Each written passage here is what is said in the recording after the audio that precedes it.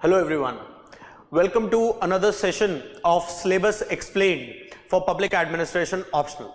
I am Abhishiekh Saxena.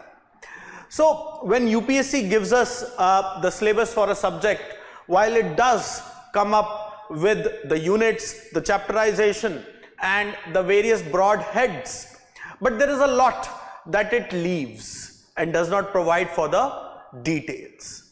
And it is this reading between the lines that is critical for a candidate to master, because the questions are not based on the chapters, the questions are rather based on the concepts and topics and their dimensions.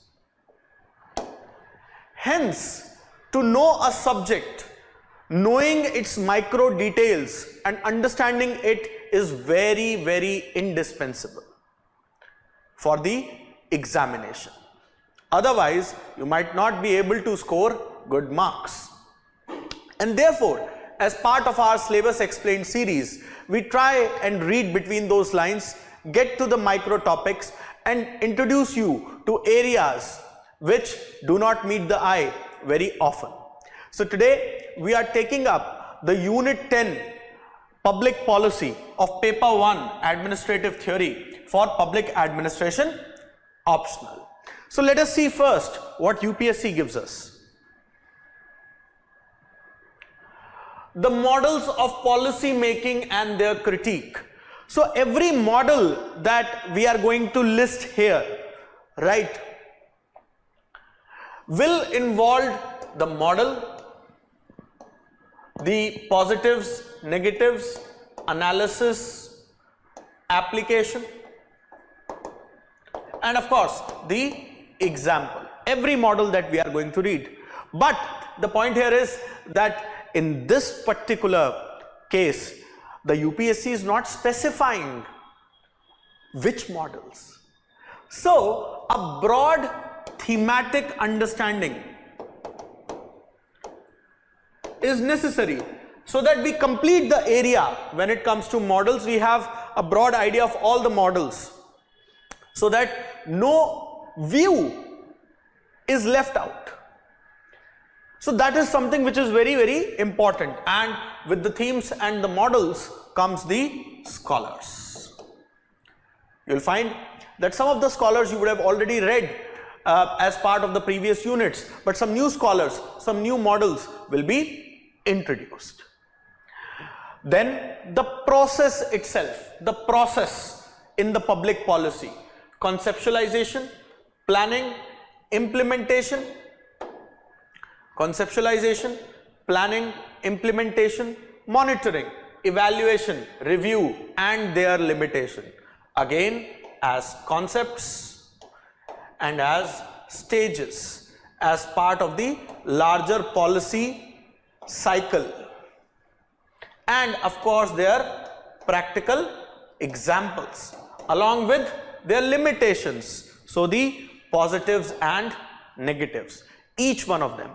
Mind you, some of these ideas like planning you would have read as part of the post-decor framework, right?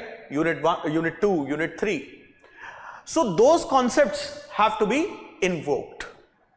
Then again, UPSC gives us a broad head, that is the state theories and public policy formulation. What is this formulation? This formulation is this process conceptually, and practically we'll have to see the Indian example, how it is formed, why it is formed.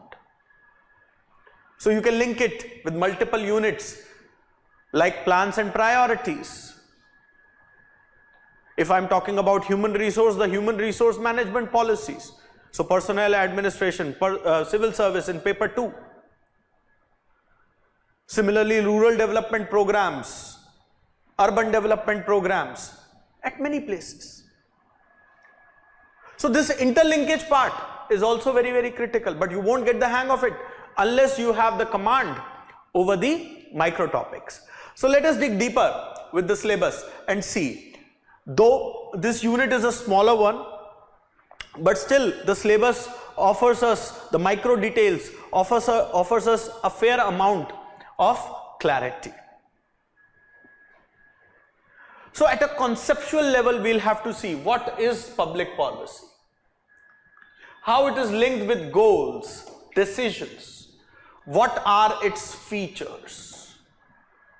The typology in general, there would be multiple typologies, mind you, right? And then again, in terms of the practice, because it's a very practitioner's idea. While theory is there, yes, but the meat of the public policy is seen in practice. So the substantive, regulatory, distributive, the character, the philosophical basis behind a particular public policy. And nonetheless, for each concept, we'll have to have a practical manifestation because the nature of the unit is such.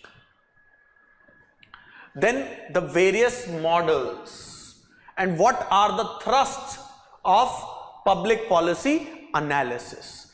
Then here are the various models. The elite theory, the group model, the systems theory. Mind you, systems theory you have read before, but we'll see it in the light of the public policy. Incrementalism as a concept and then the incremental theory. Similarly, we'll have to see rationalism, which we have seen with the scientific management and other things in one form. And then the rationalist theory. And mind you, often the questions are on comparisons amongst the theories.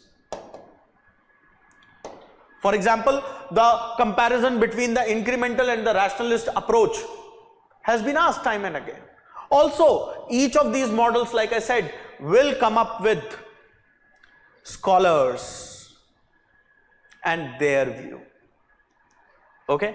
The positive, negative analysis. Similarly, the game theory and prisoner's dilemma. The game theory and the prisoner's dilemma. Moving forward, the various ideas associated with the public policy ecosystem.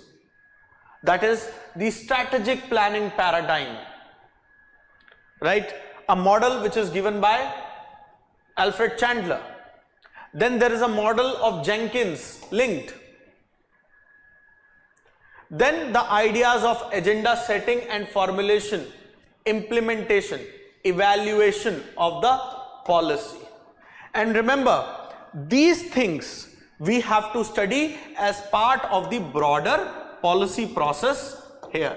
Conceptualization, planning, implementation, monitoring, evaluation and review. Something that I said at the very beginning of this session, that we'll have to read them as concepts and therefore scholars. Some scholarly input will be there. We do not have to study the whole life cycle of a scholar, but certain scholarly input are important. The conceptual orientations are important. And then these state theories, pluralist, elite, Marxist, capitalist, features of Marxism, patriarchal state, and the formulation of policy stages in public policy process, link here, and the various typologies that come up with the role of state and public policy formulation in them. So we'll have to look at public policy from all the facets to cover these models. While this makes the unit important, but relatively, if you will see, the marks distribution is very average, roughly 22 marks out of 400 over the period of last decade on an average per year. But the critical topics continue to remain the models, concepts and processes of evaluation, review and limitations, right? With regards to the entire life cycle and micro processes within them, barely 3 questions, right? And there can be abstract questions which can be composite in character, right? Not qualifying for any particular head, but a composite question on the public policy itself. Let's look at the placement. Part B.